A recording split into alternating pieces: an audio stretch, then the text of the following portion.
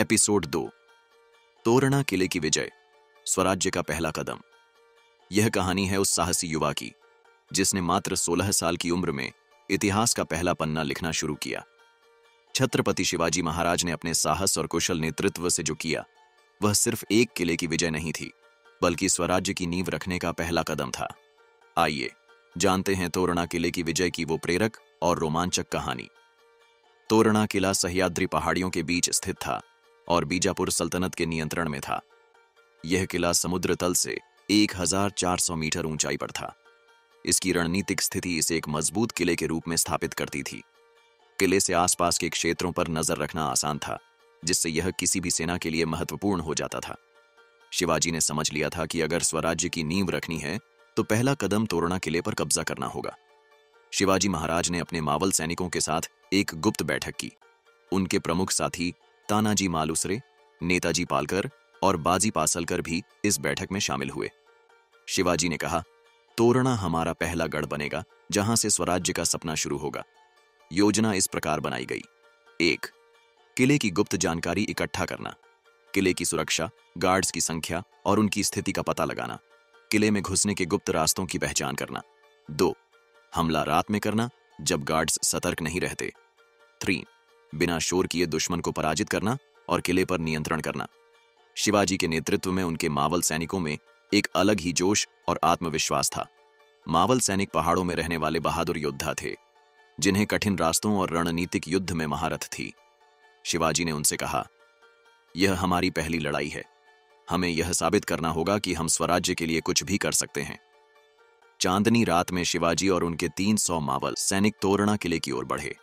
पहाड़ियों के कठिन और खतरनाक रास्तों से होकर यह यात्रा शुरू हुई। सैनिकों ने शोर न करने की सख्त हिदायत का पालन किया। किले के पास पहुंचकर शिवाजी ने अपने सैनिकों को 2 समूहों में बांट दिया। पहला समूह मुख्य द्वार की ओर बढ़ा, जिससे दुश्मनों का ध्यान भटक सके। दूसरा समूह, जिसमें शिवाजी स्वयं थे, गुप्त रास्तों से किले के अंदर घुसने की तैयारी करने लगा।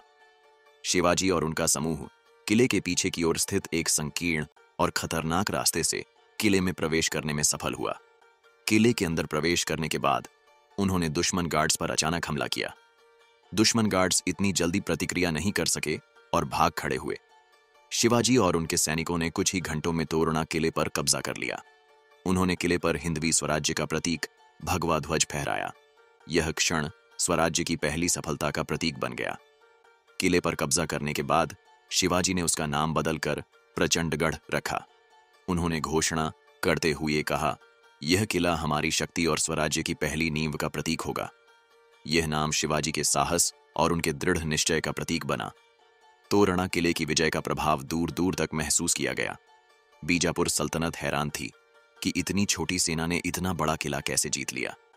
यह विजय केवल एक किले पर कब्जा नहीं थी, बल्कि शिवाजी के नेतृत्व और उनके स्वराज्य के विचार का पहला प्रमाण थी। आसपास के गांवों में शिवाजी की लोकप्रियता और भी बढ़ गई। गांववासियों ने शिवाजी महाराज को अपना रक्षक मान लिया। हर जगह यही बात सुनाई देती थी कि शिवाजी राजा आया है, अब हमारे दुख खत्म होंगे।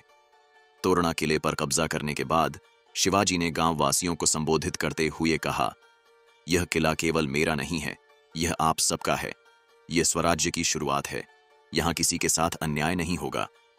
शिवाजी का यह संदेश लोगों के दिलों में बस गया और उन्होंने स्वराज्य आंदोलन को अपना समर्थन देना शुरू कर दिया। तोरणा किले की विजय के बाद शिवाजी ने अपने स्वराज्य को मजबूत करने की योजना बनाई।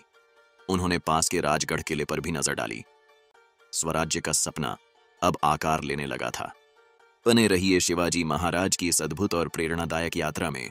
जय भवानी, जय शिवाजी।